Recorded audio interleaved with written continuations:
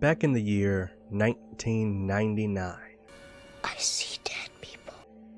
a game called Valkyrie Profile released on the PlayStation 1.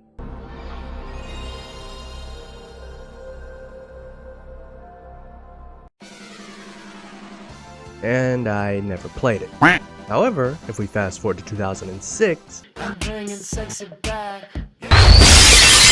a game called Valkyrie Profile lenghts, a remake, remaster, I don't really know, but that came out on the PSP. And now say whatever you want about the PSP itself, please do, but the game, Valkyrie Profile lenghts, that game that I got to play, it stuck with me a lot, like major. I fell in love with that game, and to this day, it is one of my absolute favorite video games of all time. So much so that for a couple of years, maybe about 5 or 6 years, I would do an annual playthrough of that game around my birthday. Like, no joke, I'm not even kidding. It was like a personal gift to myself to play that game. I love Valkyrie Profile 1/lenghts, the first one. So, moving down the line, in 2006, also dropped Valkyrie Profile 2. And it was alright, it was fine, it wasn't bad. I don't even dislike the game. I in fact like Valkyrie Profile 2. But when we go from, oh man, this game is great, one of my favorites, it's in my top 10, to, you know, not that,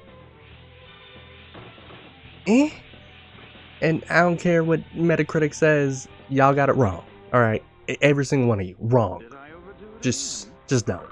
Ain't the first time, probably won't be the last. Let's be real. Then in 2008... Imagine if we gave you something free to play with. we got Valkyrie Profile Covenant of Plume for the DS. I got nothing. So yeah, then the franchise just died. Actually, no, there are two elephants in the room to address. One more elephant than the last, but here they are. The first one is, there was a rumor going around in 2013 when Final Fantasy XIII Lightning Returns dropped that it was secretly Valkyrie Profile 3, but with a big dumb lightning sticker slapped over it. And if you've played both of those games, or at least seen them, you can kinda get it. And honestly, if that is the case, thank you. Thank you, Lightning, for taking that bullet, because a mediocre game would not have helped or possibly revived this franchise. Starship 5. But the other elephant in the room is that in 2016, in Japan at least, there was a Valkyrie Profile iOS game. That's it. I got nothing to say about that.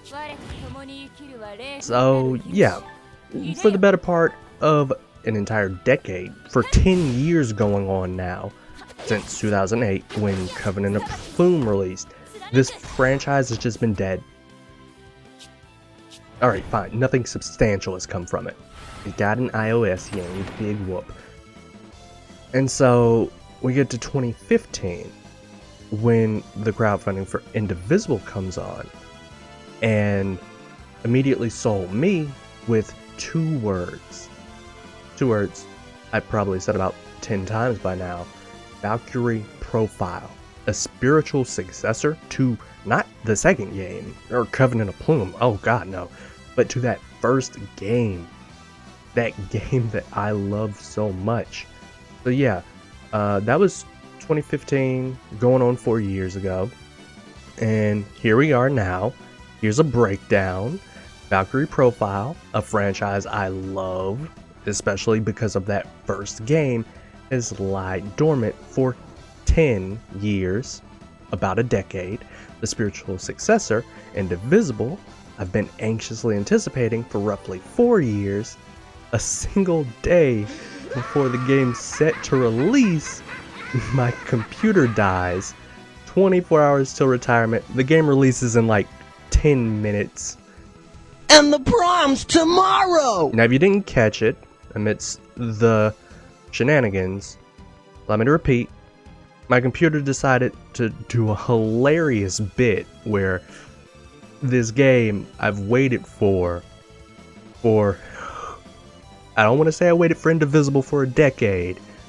Let's be real here. So it decides to up and kill itself. Right here, right now.